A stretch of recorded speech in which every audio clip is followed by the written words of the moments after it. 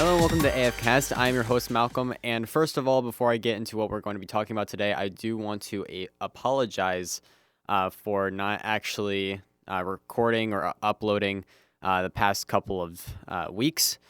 I've been on spring break and haven't had access to any equipment, so, been a little delayed. But anyway, we are talking about ESL today, and for those of you who don't know what ESL is, it stands for Electronic Sports League. And we're going to be talking about that today in our episode. If you don't know what ESL is, you might have also heard it called ELeague or ESports, which just stands for Electronic League or Electronic Sports. The E always stands for electronic in this case. And essentially, ESL is a video game tournament league that has teams, and they also have like individual players, and there will also even be coaches that will help them along, help the players along, that is. And then there are also spectators, just like any other sports event. They will be talking about what is currently happening, related to previous games, stuff like that. Another thing that's actually kind of cool about this is that sports channels will host ESL, and they even claimed games to be official sports, and gaming in general as a sport. So not even just the games that are in ESL, but all games in particular they consider a sport, which I actually find very interesting and cool. So ESL launched in the year 2000. And ESL is actually a lot more popular and bigger than I feel like most people realize, because the events are held all over the world and by a multitude of companies and everything like that. And actually, just a few days ago, from when like this episode is going to be released, there were 35 events being held by ESL on the same day. And so there's actually different kind of levels of ESL as well.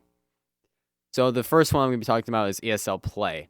ESL Play provides tournaments and like ladders across all games and even skill levels. So it's not necessarily a tournament of any kind or anything like that. It's just a spot where you can see when tournaments are coming up, just ladders, all sorts of stuff like that. And then there's also ESL Open, which is available to everyone, including people who are like just starting out games and stuff like that. So essentially noobs. And you'll be put into tournaments where players will need to rise through the ranks. And this is something that anyone can join. Like I said previously, even noobs. So, and even pros can as well. So just be careful if you are bad at a game and you're entering. But then there is also ESL Major. ESL Major has requirements in it, whereas ESL Open does not. And that is in order to actually get into it. And winning a major is actually a requirement for Pro League play. And ESL Pro League, right now there are currently 9 official games in Pro League. And that doesn't go for everything. There are, I don't even know how, there's almost 100 games, if not more than 100 games that are in ESL's history of being played. And Major has more than 9, then Open has even way more than Major does. But essentially, these 9 games are Rainbow Six Siege, Overwatch, Mortal Kombat X, or 10, Rocket League, Halo 5, Guardians, Gears of War, and Guild Wars 2, along with CSGO and Hearthstone. And these games usually update as they come out, so that means like Mortal Kombat 11 is coming out soon, actually this month I believe, and so they'll probably update next year to being Mortal Kombat 11, and then also Halo Infinite is coming out soon, which will be the newest version of Halo, and they will probably update their sports into Halo Infinite instead of Halo 5. And all of these are like composed of teams, so it's always team versus team, like gameplay. So even games like Mortal Kombat, where it's not necessarily that you're playing team against team, there's still 5 players. It's just that each match will be played solo against another team member, because Mortal Kombat is a 1v1 game. So essentially members from these teams will be fighting against each other, instead of the entire team fighting against the other entire team. Whereas these other games is an entire team fighting against another entire team. And then there is also ESL National Championships. This is held across multiple countries and are based per region. I'm not exactly sure like what the difference this is between major or pro leagues, but it's just another part of ESL. And then ESL 1 isn't far off from ESL Major. They host offline tournaments across a large variety of games, with some of their more prestigious games being CSGO and Dota 2. And then there's also Intel Extreme Masters. Intel Extreme Masters is the world's longest running global esports tournament series. So if you have the time, look that up, and it is pretty interesting. The more official games, like the ones in pro leagues, are played annually with the same teams unless teams drop out, or and then some of them are new based off of whether or not there's a new team that wins the major that year. And yeah, so some recently popular games involved in ELeague. Obviously, there's your main 9 that are in pro league, that are in pro leagues. But a lot of them that are getting a lot of attention are like Rainbow Six Siege, League of Legends, CSGO, Halo, Dota 2, Call of Duty, Rocket League, Overwatch, like a lot of the sports ones like Madden or FIFA, StarCraft 2. There's all sorts of games. I would like even Clash of Clans, so even mobile games are in these tournaments and stuff. And it's kind of cool because you see all sorts of players from all over the world get together in order to play against each other in these tournaments. Obviously, pro league they win like $500,000. Whereas major, you don't really get anything except for the ability to go into pro league, and then I'm pretty sure there's some extra reward, but I think that changes every year. I'm not entirely sure on that, but it also bases per game. So I also want to give a couple examples of actual ELeague teams. There is Penta, G2, Cloud9, FaZe, NIP, Mouse Sports. Just the list goes on. So there's a lot of pro league teams that obviously are in pro league. But a lot of these teams also transfer between games.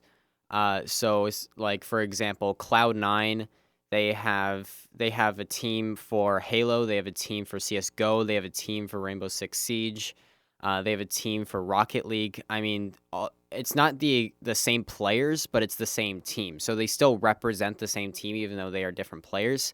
And this actually allows them to spend like thousands of hours on their game alone instead of having to practice all of these pro league games. And I actually want to dig a little bit deeper into how like teams work in pro league specifically. And this also goes for major, at least most of the time it does. Essentially, there are the players who will obviously be playing the game primarily.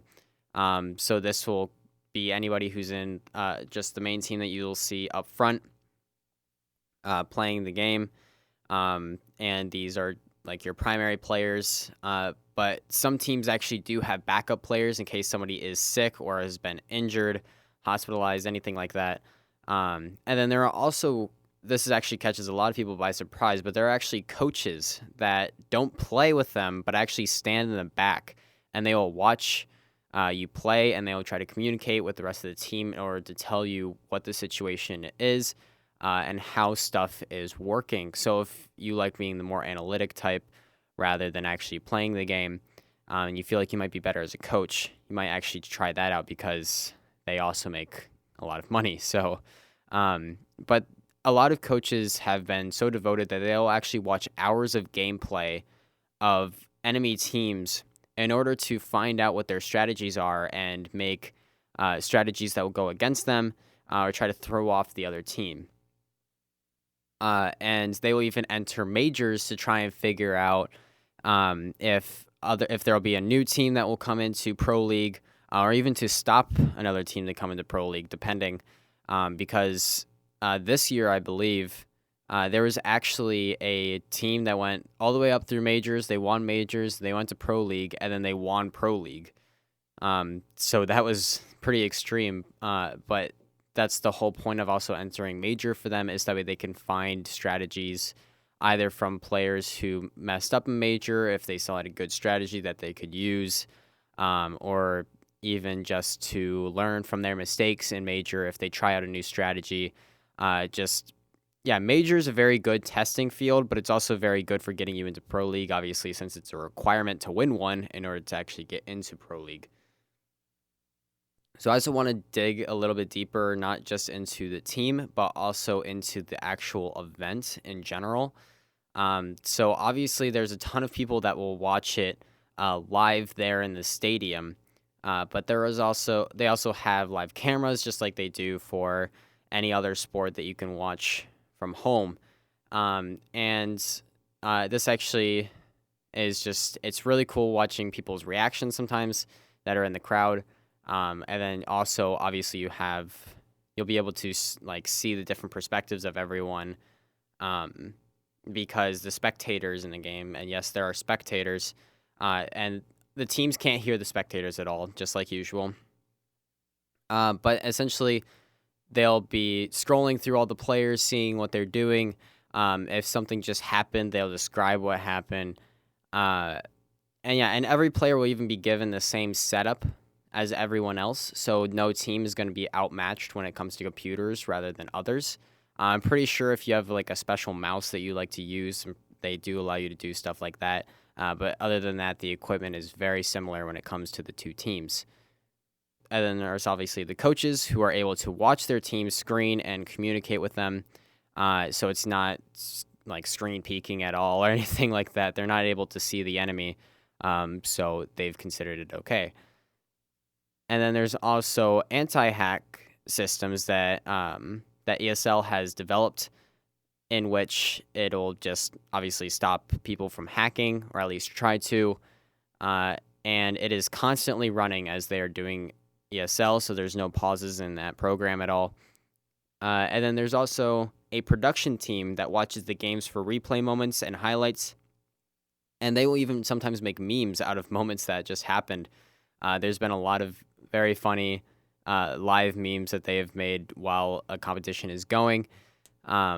So that's pretty funny to see when you actually can. And then they'll even try to catch any hacks that the program might not detect, because obviously people can run programs that will make it so that way it's harder for a anti-hack system to not be detected. I'm pretty sure production has caught several hackers at this point, but production will also make everything seem cleaner. They'll host the servers, everything like that. They'll just make sure everything's running smooth for both the people watching, the people playing. But that's basically the base explanation of ESL. And I'd highly recommend checking it out, especially if you like any of those 9 Pro League sports. So anyway, that's all I have time for today. Make sure you check out our Instagram and Twitter.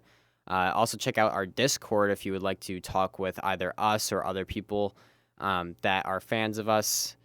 And also check out our website, which will have just everything in order to contact us. It'll have our social media on there as well. It'll have descriptions of different parts of kind of a little community that we've built. And also check out DJ Augie. He's the one who made the music for the podcast. But anyway, besides that, game on.